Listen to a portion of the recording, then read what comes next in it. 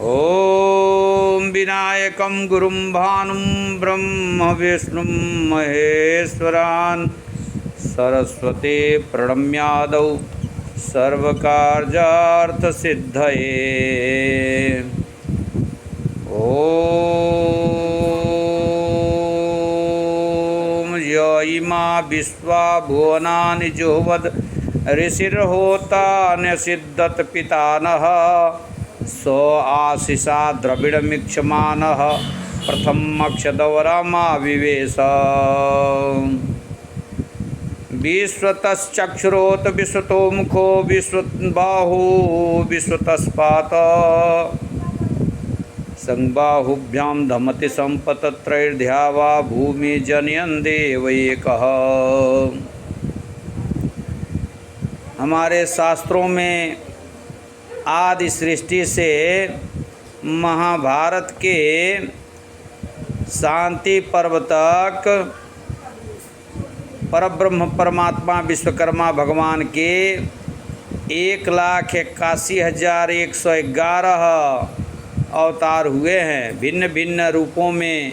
वैसे तो भगवान एक ही हैं और भगवान के मुख्यतः 10 और 24 अवतारों की गणना की जाती है, किंतु गोस्वामी जी ने भी लिखा है कि जब जब हो ही धर्म कै हानि बाढ़हि असुर अधमय अभिमानी तब तब धरी प्रभु विविध शरीरा हरहि कृपा निधि सजन पीरा।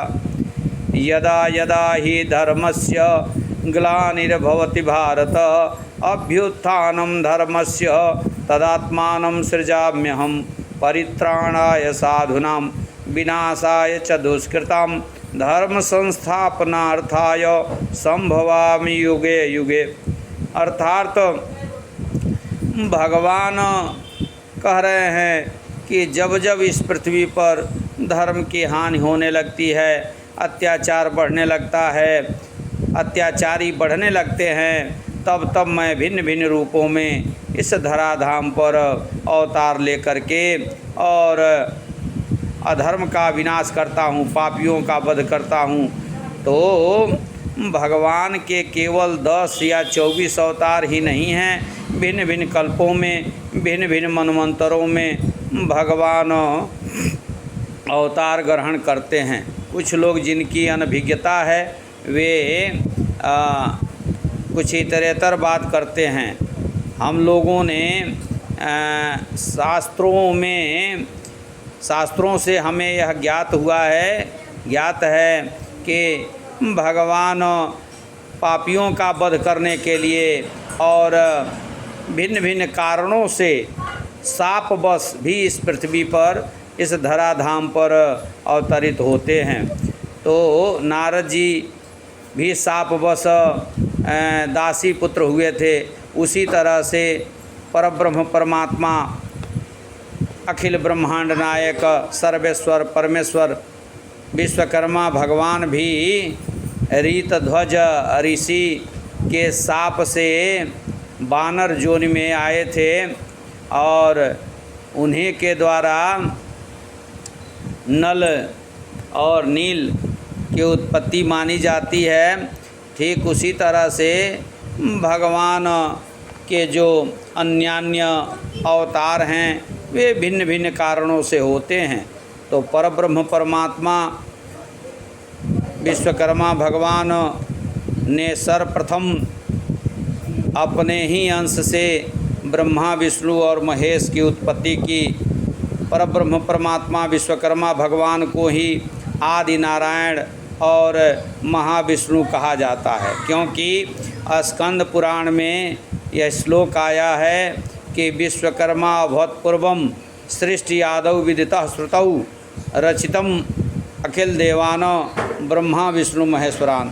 और पद्म पुराण में भी ये श्लोक आया है, एक श्लोक आया है कि चिंतयेद विश्वकर्मणं विश्वबीजं परायणं दिव्य सिंहासनं छिन्नं मुनिवृंद निसेवितम उपास्यमान मुम्रैः स्तूयमानं महर्षिभिः पंचवक्त्रम 10 भुजम ब्रह्मचारी व्रते स्थितम लक्ष्मी सरस्वतीभ्यां च संचालित पद्वयम मनोरमय त्वष्टा शिल्पी दैवज्ञ एव च पंचैते ऋषियो विश्वकर्म मुखोद्भवा।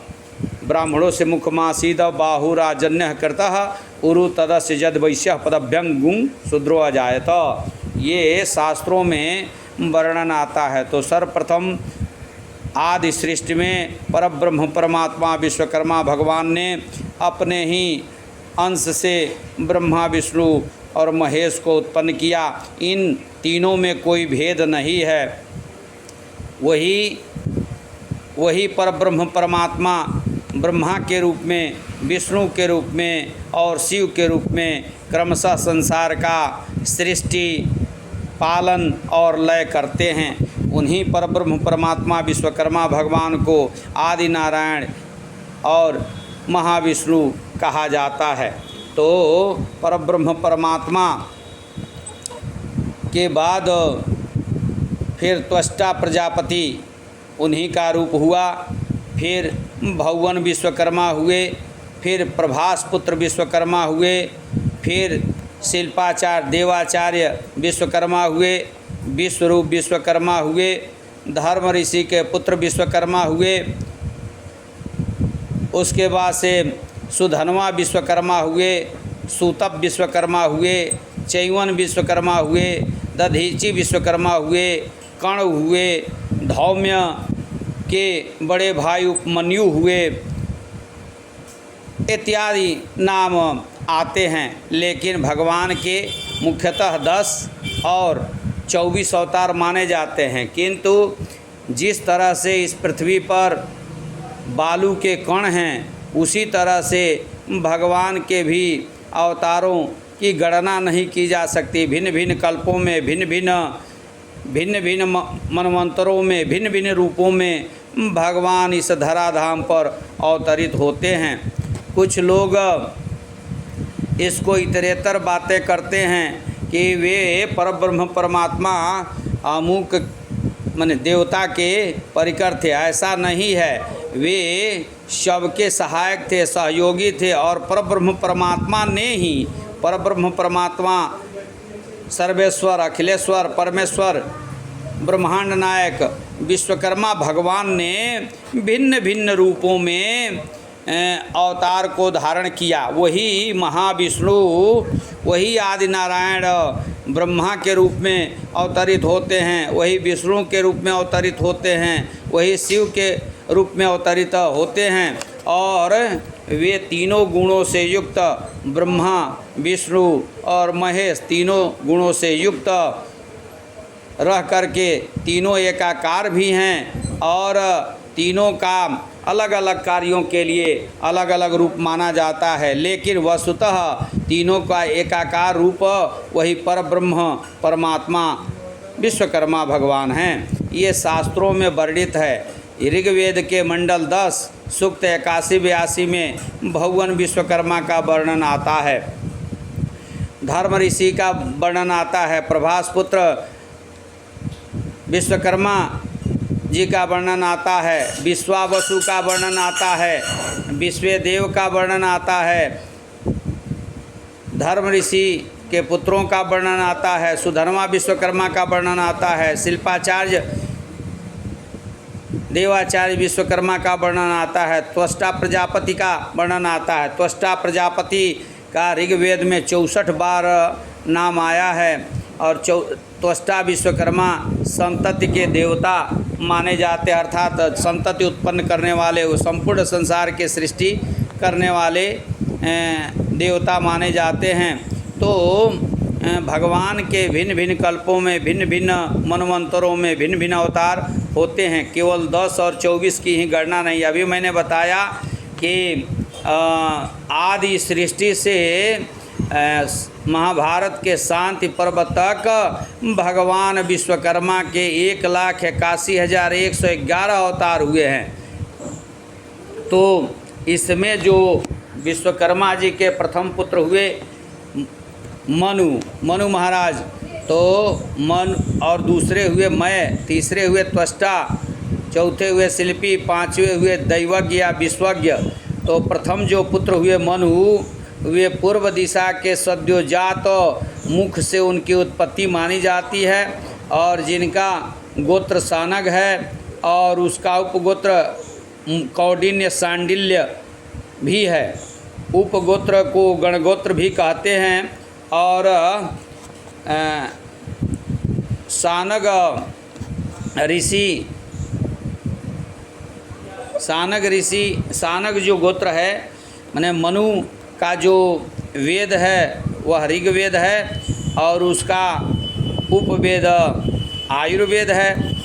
और वे लोग मनुवंशी आश्वलायन सूत्र के अध्ययन करता हैं, और लौह संहिता का अध्ययन करके उन्होंने शिल्प शास्त्र को धारण किया, और उससे लोकोपकारार्थ अनेक कार्य किए।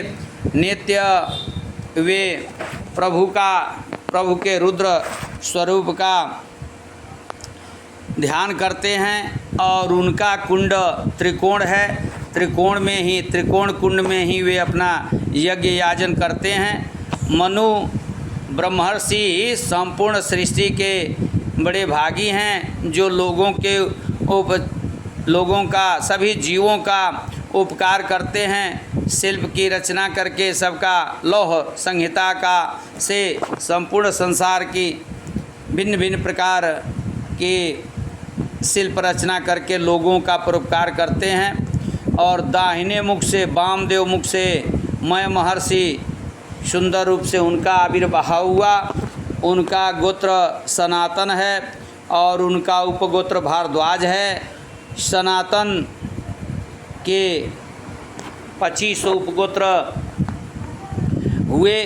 जिस तरह से सनक के 25 उपगोत्र हुए, उसी तरह से सनातन के भी 25 उपगोत्र हुए। और उनका मुख्य वेद यजुर्वेद है, उपवेद उनका धनुर्वेद है, और उनका आपस्तंभ सूत्र है। उन्होंने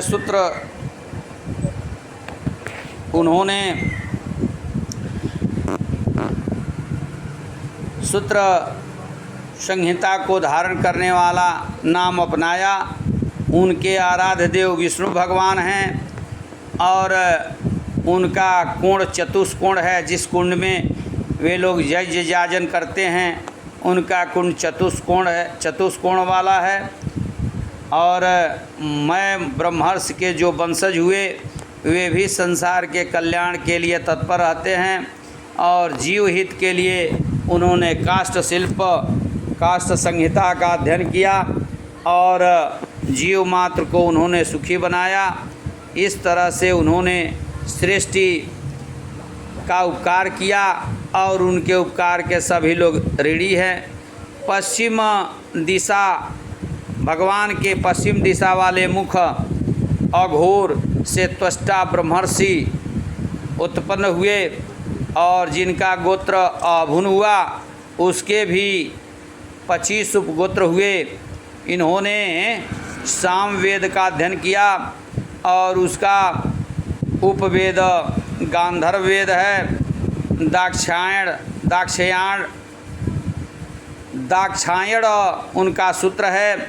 उन्होंने ताम्र संहिता का अध्ययन किया, और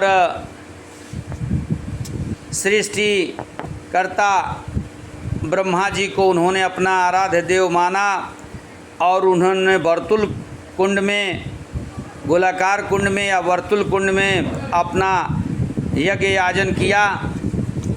उन्होंने ताम्र संहिता का अध्ययन करके लोगों का उपकार किया, और उनके भी ऋणी संपूर्ण संसार के लोग हैं। उत्तर दिशा, भगवान के उत्तर दिशा वाले मुख अर्थात तत्पुरुषन मुख से शिल्पी की उत्पत्ति हुई, और उन ब्रह्मर्षि का गोत्र प्रत्न कहलाया। उसके भी 25 उपगोत्र हुए, जिससे वंश की वृद्धि हुई। शिल्पी के अतिरिक्त शेष त्रिप्रवर कहलाए और शिल्पी पंचप्रवर कहलाए, जिसमें अग्निगर्भ, मनु, मनयु, कश्यप और काश्यप, इन्होंने अथर्ववेद का अध्ययन किया और शिल्पी कहलाए। इनका उपवेद शिल्पवेद है, बौधायन सूत्र है और इन्होंने इस शिल्प का अध्ययन करके लोगों का उपकार किया। ये ब्रह्मर्षि देवराज इंद्र को अपना इष्ट देव मानते हैं और खटकोण में अपना यज्ञ याजन करते हैं। इन्होंने अनेक प्रकार के शिलादि मृद और शिल्प से सृष्टि की रचना की और अपने कर्मों से सृष्टि की दिव्यता को, सुषमा को इन्होंने बढ़ाया। पंचम मुख प्रभु का जो पंचम मुख था वह ईशान कहलाया और उस ईशान मुख से दैवज्ञ ब्रह्मर्षि की उत्पत्ति हुई, जिनका गोत्र सुपर्ण हुआ। उनका भी 25 उपगोत्र हुआ। इनका वेद प्रणव वेद है और इतिहास पुराण इत्यादि को उन्होंने अपना उपवेद माना। उनका कात्यायन सूत्र है और उन्होंने स्वर्ण संहिता का अध्ययन करके और जीव का कल्याण किया।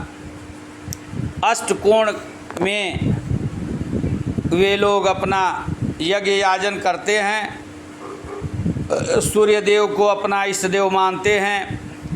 ये ब्रह्मर्षि स्वर्ण अलंकार आदि के करता हुए और उन्होंने उत्तम शिल्प की सृष्टि की।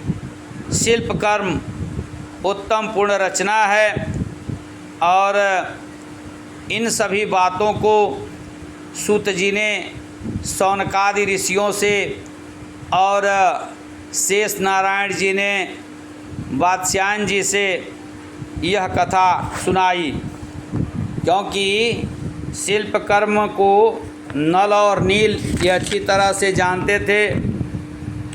इसलिए उन लोगों ने भगवान श्री रामचंद्र जी के लिए सागर पर पुल की रचना की थी, सेतु की रचना की थी। आइए हम सभी शिल्प के विषय में, शिल्प की महत्ता महिमा के विषय में किसी भक्त ने वर्णन किया है कि शिल्प कर्म जगत महान रे, जाने सकल जहान रे। शिल्प कर्म जगत महान रे, जाने सकल जहान रे। शिल्प कर्म जगत महान रे, जाने सकल जहान रे। शिल्प कर्म जानहि नल नीला, शिल्प कर्म जानहि नल नीला। है कपि एक महाबलशीला, है कपि एक महाबलशीला। अरे जानत है वेद पुराण रे, जन सकल जहान रे।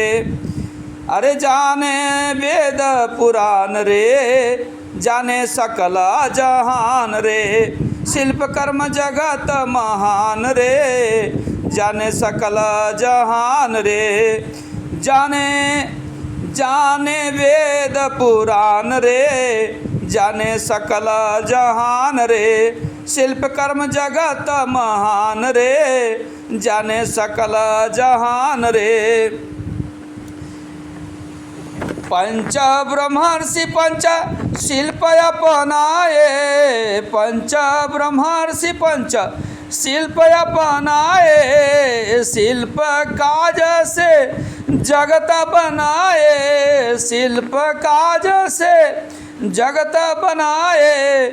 अरे जीवों का किया कल्याण रे, जीवों का किया कल्याण रे, जाने सकल जहान रे। जीवों का किया कल्याण रे, जाने सकल जहान रे। शिल्प कर्म जगत महान रे, जाने सकल जहान रे।